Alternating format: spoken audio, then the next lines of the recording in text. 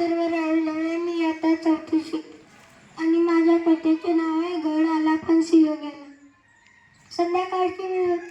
रायगड किल्ल्याच्या वाड्यात सज्जातल्या खिडकीत जिजाऊ महाराज बाहेर बघत होता कोंढाणा किल्ल्याला. त्यांना आहे हिरवी निशाणी कोंढाणा किल्ल्यावरची बोचत नव्हती. तेवढ्यातच शिवाजी आले. अहो साहेब, काय चालू आहे म्हणत. त्यांनी म्हणाले, त्या कोंढाणा किल्ल्याकडे बोट दाब. शिवबा, कोंढाण्यासारखा बळकट किल्ला मुघलांच्या हाती बळे नव्हे, तो परत घे. मग म्हणाले, हिरवं निशाण मला बोचत नाहीये. तसेच शिवबांनाही ते बोचत नव्हते. त्यांनी विचार केला, कोण जिंकणार तो गड, कोण जाणार त्या गड जिंकण्याला. तेवढ्यातच तानाजी महाराज आले शेलार मामा सोबत. ते त्यांच्या मुलाचं रायबाचं लग्नाचं आमंत्रण देण्यासाठी आले. शिवाजी महाराज म्हणाले, आम्ही येऊ शकत नाही, कारण आम्ही जातीने कोंढाण्याच्या कामगिरीवर जाणार. तेवढ्यातच तानाजी उठून बोलले,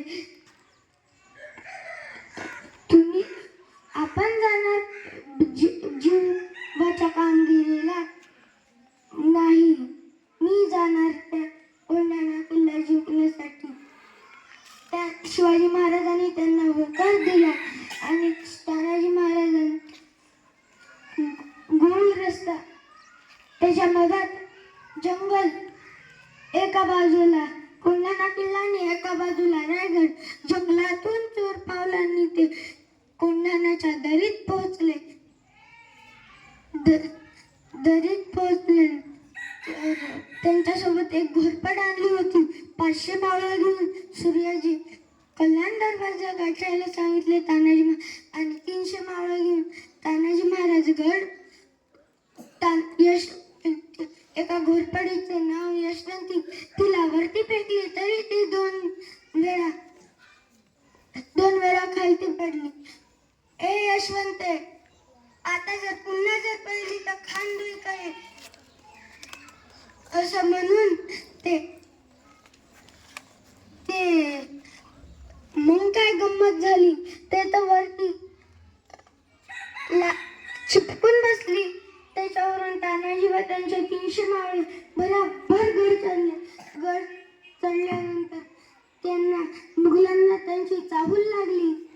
त्याच्यानंतर लढाई चालू झाली. तानाजी तर सिंहासारखा लढत होता. नंतर उदयभान मैदानात उतरून त्यांच्या दोघांचे युद्ध चालू झाले. उदयभानाचा एक जबरदस्त वार त्यांच्या हाताला लागला. त्यांची जणू ढालच सुटली.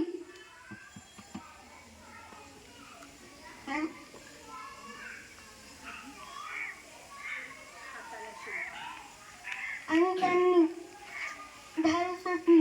हातातच शेला खोलून हाताला बांधला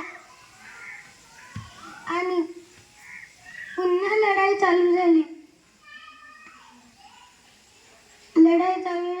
मग कल्याण दरवाजा उघडला.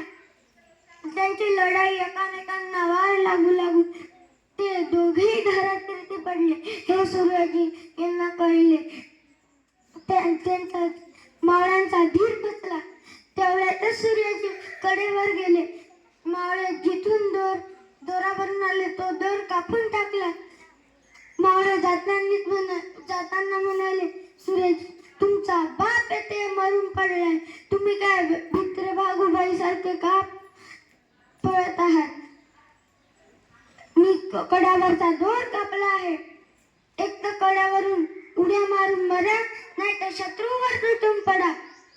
असे म्हणून हर हर महादेव गजानन देत मोठ्याने लढू लागले. मावळे नंतर विजय झाला. हे घटना शिवाजी महाराजांना कळली. गड आला पण माझा मात्र सिंह गेला, असं हळहळ ही घटना त्यांच्या नाव पडले सिंहगड. ही घटना 4 फेब्रुवारी 1627